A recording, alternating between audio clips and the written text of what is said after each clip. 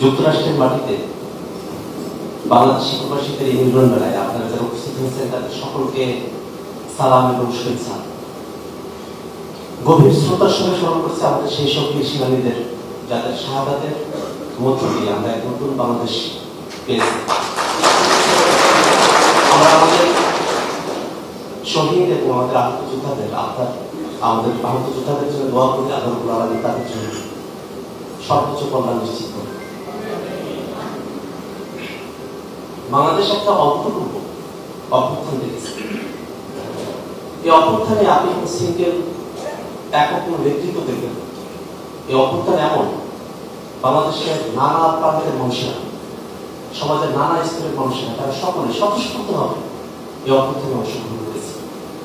এবং আপনারা যারা প্রবাসী আছেন, যখন বাংলাদেশে এই অভ্যুত্থানকে থামিয়ে দেওয়ার জন্য নীতি নকশা করা হতো, যখন নেটওয়ার্ক বন্ধ করে দিয়ে ইন্টারনেট থেকে আমাদেরকে বিচ্ছিন্ন করে দেওয়া হয়, ঠিক সেই সময়টাতে এই অভ্যুত্থানকে গোটা বিশ্বের মানুষের কাছে জ্যান্ত করে রেখেছিলেন যারা আপনারা সেই মানুষেরা। সেই সময়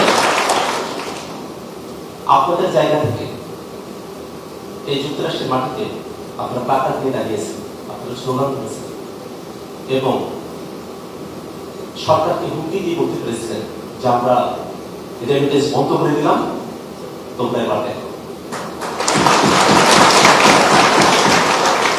আশা করি এই অভ্যুত্থানের মধ্য দিয়ে আমাদের প্রবাসী ভাইদের জন্য আমরা খুব বেশি কিছু করতে পারি না, কিন্তু আমরা এনসিপির তরফ থেকে প্রবাসীদের ভোটাধিকারের জন্য জোরালো পদক্ষেপ নিয়েছি।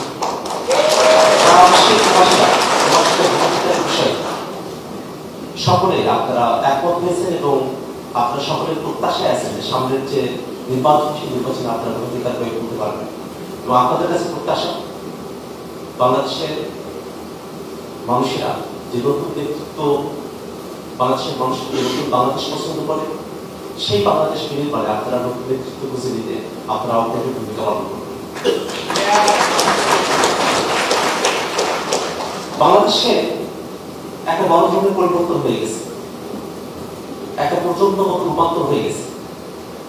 একটা দলমত পথ সেই মতভেদ সেগুলোর বাইরে গিয়েও এই প্রজন্ম তারা দাঁড়িয়ে গেছে, তারা বাংলাদেশকে নতুন করে বলতে চায়, তারা বাংলাদেশকে বিশ্ব মঞ্চে উপযোগী এবং প্রতিযোগিতায় বাংলাদেশকে দেখতে চায়।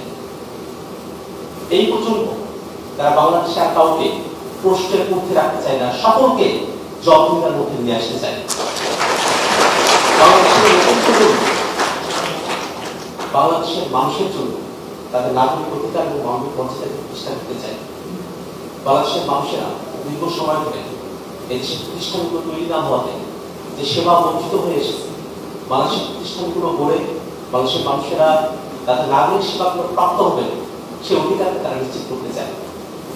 এবং এই নতুন বাংলাদেশ গড়ার মিশনে বাংলাদেশের প্রবাসী যারা আছে আপনারা অগ্রণী ভূমিকা পালন করবেন বলে আমরা আশাবাদী।